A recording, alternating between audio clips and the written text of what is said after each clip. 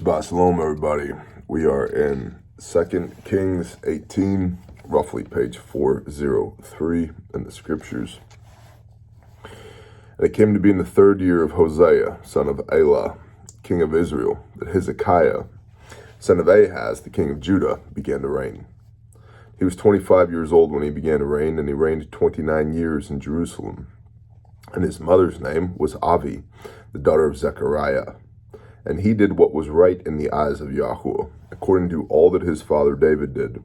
He took away the high places and broke the pillars and cut down the Asherah and broke in pieces the bronze serpent which Moshe had made. For until those days the children of Israel burned incense to it and called it Nehushan. And he put his trust in Yahweh, Elohim of Israel. And after him was none like him among all the kings of Judah, nor who were before him. This bronze serpent, by the way, that Moshe made is when the, it's in Numbers. Children of Israel are leprous, I believe. Oh, this is my first cup of coffee today. I realize you're seeing this in the evening. I'm living this in the very early morning. So, but Moshe raises up a serpent, and yeah. So anyway, that's the serpent he's talking about here. And he, Hezekiah, put his trust in Yahweh, Elohim of Israel, and after him was none like him, nor among all the kings of Judah, nor who were before him. And he clung to Yahweh. He did not turn away from following him, but guarded his commands, which Yahweh had commanded Moshe. And Yahweh was with him. Wherever he went, he acted wisely, and he rebelled against the king of Ashur, and did not serve him. And he struck the Philistines as far as Azah and its borders, from watchtower unto walled city. And it came to be, in the 4th year of King Hezekiah, which was the 7th year of Hosea, son of Elah, son of king of Israel, that Shalmaneser, the king of Ashur, came up against Shomron and besieged it. Shomron being Israel, not Judah. And they captured it at the end of 3 years. I was thinking about this. 3 years of siege. Oofda. And they captured it after the end of 3 years. And in the 6th year of Hezekiah, that is the 9th year of Hosea, king of Israel, Shomron was captured. And the king of Ashur exiled Israel to Ashur, and placed them in Halah and Havor, the river of Gozan, and the cities of the Medes, because they did not obey the voice of Yahweh your Elohim, but transgressed his covenant. They were exiled because they did not obey the voice of Yahweh, their Elohim, but transgressed his covenant. Yeah, let that sink in. All that Moshe, the servant of Yahweh, had commanded, and they did not obey, nor do them. And in the 14th year of King Hezekiah, Sanherib, king of Ashur, came up against the walled cities of Judah and captured them. So about 8 years later, a different king of Ashur comes up against Judah now, captures the walled cities of Judah. And Hezekiah, the king of Judah, sent to the king of Ashur at Lachish, saying, I have done wrong, turn away from me. I shall bear whatever you impose on me. And the king of Ashur imposed upon Hezekiah, the king of Judah, 300 talents of silver and 30 talents of gold.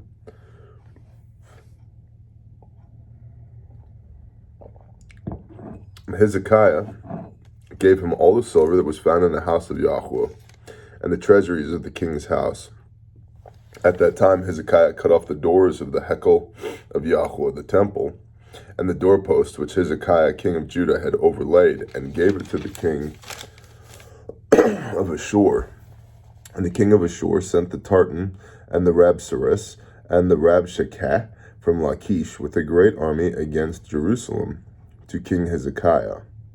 And they went up and came to Jerusalem, and So, Israel gets exiled. Judah has now been besieged. The king Hezekiah is paying ransom, essentially, or paying tribute, essentially, to the king of Ashur.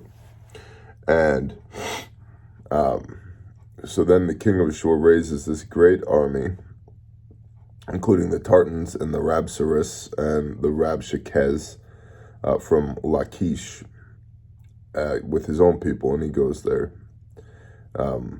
to receive this tribute and to negotiate. And they went up and they came to Jerusalem, and when they'd come up, they came and stood by the channel of the upper pool, which was on the highway to the launderer's field. And they called to the king. And Eliakim, son of Hezekiah, who was over the household, and Shebna, the scribe, and Yehoa, the son of Asaph, the recorder, came out to them.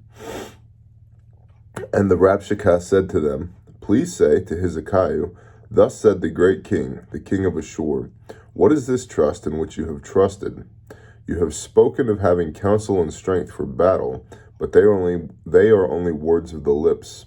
And in whom do you trust that you rebel against me?"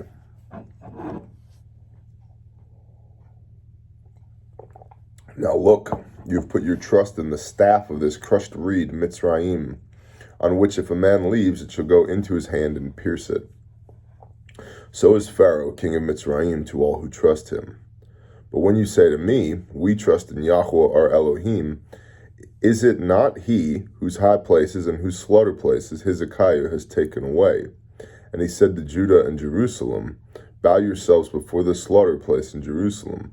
And see, so the king of Ashur doesn't understand having, because of the false worship of the house of Israel, their high places, house of Israel being Shomeron, because of their false worship, when the king of Ashur comes to the king of Israel, comes to the king of Judah and says, hey, oh, your Yahweh is going to protect you? You mean the same Yahweh whose temples and whose high places we've torn down in Shomeron? It's like, no, dude. What they were doing in Shomeron was not of Yah. It's interesting how that false worship, disobedience, misunderstanding becomes a witness for other people. But when you say to me, we trust in Yahweh our Elohim, is it not he whose high places and whose slaughter places Hezekiah has taken away? No, he took the pagan ones away. You just misunderstood it because your knowledge of Yahweh comes from the false worship of Shomeron, not from Jerusalem. And to Judah and Jerusalem, bow yourselves before the slaughter place in Jerusalem, and now I urge you, give a pledge to my master, the king of Ashur. Then I give you 2,000 horses, if you are able to put riders on them. And how do you turn back the face of one commander of the least of my master's servants, and trust in Mitzrayim for chariots and horsemen? Have I now come up without Yahweh against this place to destroy it? Yahweh said to me, go up against this land, and you shall destroy it. Then said Eliakim, son of Hezekiah, and Shebna, and Yehoa, and Rabshakeh, to the Rabshakeh, please speak to your servants in Aramaic, for we understand it, and do not speak to us in the language of Judah in the ears of the people of the wall. They said, hey, how about instead we negotiate in Aramaic? We don't want you to speak Hebrew to us, because we don't want the people on the wall to hear. And the Rabshakeh said to them, has my master sent me to your master and to you to speak these words, and not to the men sitting on the wall, to eat their own dung and drink their own urine with you? Now, I've been besieged for 3 years, right? Eat their own dung and drink their own urine. Negative. Not doing it. And the Rabshakeh stood and called out with a loud voice in the language of Judah, and spoke and said, hear the word of the great king, the king of Ashur. Thus said the king, Do not let Hezekiah deceive you, for he is unable to deliver you out of his hand. And do not let Hezekiah make you trust in Yahweh, saying, Yahweh shall certainly deliver us, and this city is not given into the hand of the king of Ashur. Do not listen to Hezekiah, for thus said the king of Ashur, make peace with me by a present, and come out to me, and let each of you eat from his own vine, and each of you from his own fig tree, and each of you drink the waters of his own cistern, until I come. Then I shall take you away to a land like your own land, a land of grain and new wine, a land of bread and vineyards, and a land of olive trees and honey, to live and not die. But do not listen to Hezekiah when he misleads you, saying, Yahweh shall deliver us. And so this dude, this representative from the army of the king of Ashur, is now calling to everybody who's up on the wall, saying, hey, don't listen to Hezekiah when he says trust in Yahweh, because that's not going to work for you, which is horseshit. But he says, you need to come with me, come into exile, where we've got food and water and honey and, a good life. We've got a good life for you. You just need to relocate. The implication being, or you can trust in Hezekiah, who trusts in Yahweh, and you can starve to death and eat your own dung and drink your own urine. He goes on, verse 33. Has any of the mighty ones of the nations at all delivered its land from the hand of the king of Ashur? Where are the mighty ones of the Hamath and Arpad? Where are the mighty ones of Sepharwaim and Hena and Eva? Did they deliver Shomeron from my hands? Who among all the mighty ones of the lands have delivered their land out of my hand, that Yahweh should deliver Jerusalem from my hand? But the people were silent, and did not answer him a word, for the command of the king was, do not answer him. And Elikaim, the son of Hilkiah, who was over the household, and Shebna the scribe, and Joash the Asaph, the recorder, came to Hezekiah with their garments torn, and reported to him the words of Rabshakeh. We're going to end there for today, and we'll do 19 next week. Not going so well for tribe of Judah right now, and Hezekiah, the righteous leader. Bless y'all. Shalom.